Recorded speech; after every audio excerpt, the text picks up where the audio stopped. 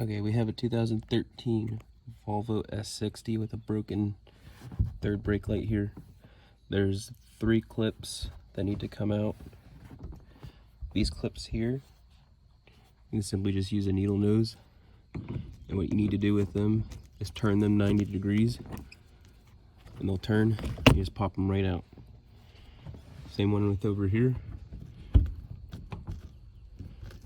Just turn it 90 degrees. Pops right out.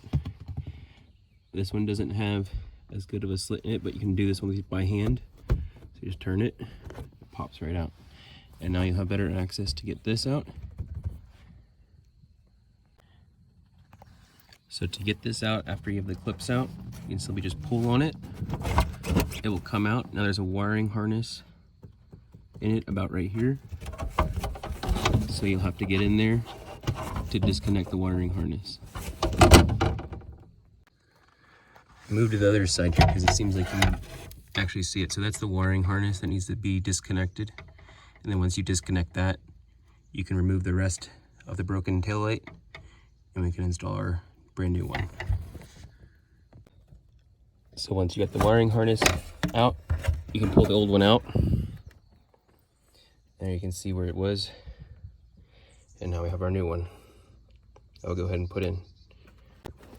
I'm just gonna take this, same thing, wiring harness on that side, we're gonna plug it in and then just put everything in the same way we took it out.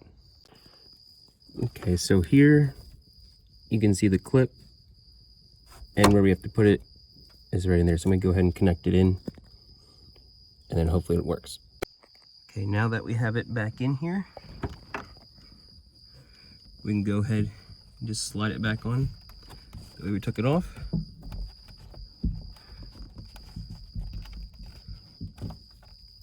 And then we'll want to make sure that our holes line up, everything's good.